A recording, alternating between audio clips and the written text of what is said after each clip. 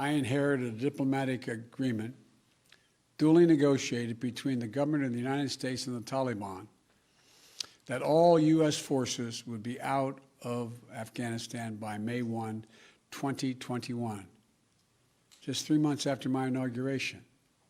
That's what we inherited, that commitment. It's perhaps not what I would have negotiated myself, but it was an agreement made by the United States government, and that means something. So in keeping with that agreement and with our national interest, the United States will begin our final withdrawal, begin it on May 1 of this year. We'll not conduct a hasty rush to the exit. We'll do it responsibly, deliberately, and safely. And we will do it in full coordination with our allies and partners, who now have more forces in Afghanistan than we do. And the Taliban should know that if they attack us as we draw down, we will defend ourselves and our partners with all the tools at our disposal. Our allies and partners have stood beside us, shoulder to shoulder in Afghanistan for almost 20 years, and we're deeply grateful for the contributions they have made to our shared mission and for the sacrifices they've borne. The plan has long been in together, out together. U.S. troops, as well as forces deployed by our NATO allies and operational partners, will be out of Afghanistan before we mark the 20th anniversary of that heinous attack on September 11th. But we'll not take our eye off the terrorist threat. We'll reorganize our counterterrorism capabilities and the substantial assets in the region to prevent reemergence of terrorists with a threat to our homeland from over the horizon. We'll hold the Taliban accountable for its commitment not to allow any terrorist to threaten the United States or its allies from Afghan soil. The Afghan government has made that commitment to us as well, and will focus our full attention on the threat we face today. In my direction, my team is refining our national strategy to monitor and disrupt significant terrorist threats, not only in Afghanistan, but anywhere they may arise, and they're in Africa, Europe, the Middle East, and elsewhere. I spoke yesterday with President Bush to inform him of my decision. While he and I have had many disagreements over policy throughout the years, we're absolutely united in our respect and support for the valor, courage, and integrity of the women and men of the United States Armed Forces who served. I'm immensely grateful for the bravery and backbone that they have shown through nearly 2 decades of combat deployments.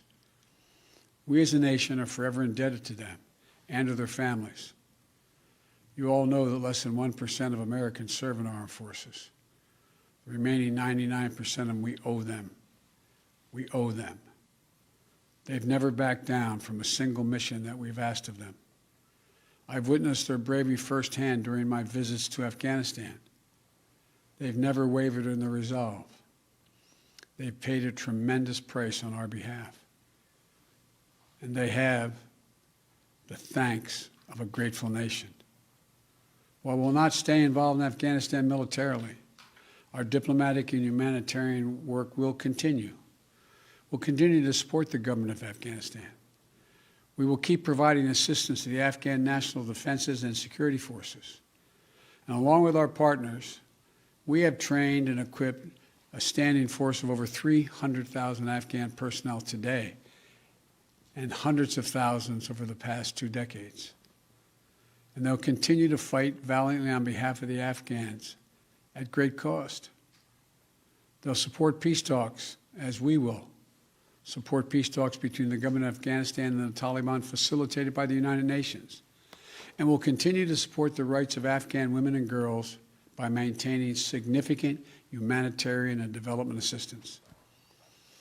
And we'll ask other countries in the region to do more to support Afghanistan, especially Pakistan, as well as Russia, China, India, and Turkey.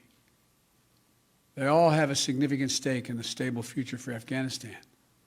And over the next few months, we'll also determine what a continued U.S. diplomatic presence in Afghanistan will look like, including how we'll ensure the security of our diplomats.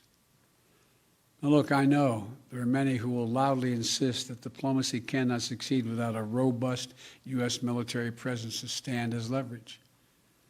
We gave that argument a decade. It's never proved effective. Not when we had 98,000 troops in Afghanistan, and not when we were down to a few thousand. Our diplomacy does not hinge on having boots in harm's way, U.S. boots on the ground. We have to change that thinking. American troops shouldn't be used as a bargaining chip between warring parties and other countries. You know, that's nothing more than a recipe for keeping American troops in Afghanistan indefinitely. I also know there are many who will argue that we should stay fighting in Afghanistan because withdrawal would damage America's credibility and weaken America's influence in the world. I believe the exact opposite is true. We went to Afghanistan because of a horrific attack that happened 20 years ago. That cannot explain why we should remain there in 2021. Rather than return to war with the Taliban, we have to focus on the challenges that are in front of us. We have to track and disrupt terrorist networks and operations that spread far beyond Afghanistan since 9/11. We have to shore up American competitiveness to meet the stiff competition we're facing from an increasingly assertive China. We have to strengthen our alliances and work with like-minded partners to ensure that the rules of international norms that govern cyber threats and emerging technologies that will shape our future are grounded in our democratic values, not those of the autocrats. We have to defeat this pandemic and strengthen the global health system to prepare for the next one, because there will be another pandemic. You know, we'll be much more formidable to our adversaries and competitors over the long term if we fight the battles for the next 20 years, not the last 20. And finally, the main argument for staying longer is what each of my three predecessors have grappled with. No one wants to say that we should be in Afghanistan forever, but they insist now is not the right moment to leave. In 2014, NATO issued a declaration affirming that Afghan security forces would from that point on have full responsibility for this country's security by the end of that year. That was 7 years ago. So when will it be the right moment to leave? 1 more year? 2 more years?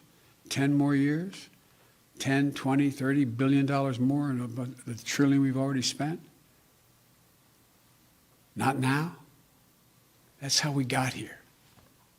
And in this moment, there's a significant downside risk to staying beyond May 1st without a clear timetable for departure.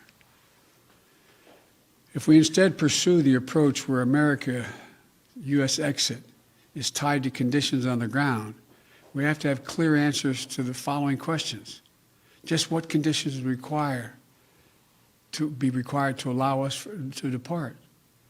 By what means and how long would it take to achieve them, if they could be achieved at all?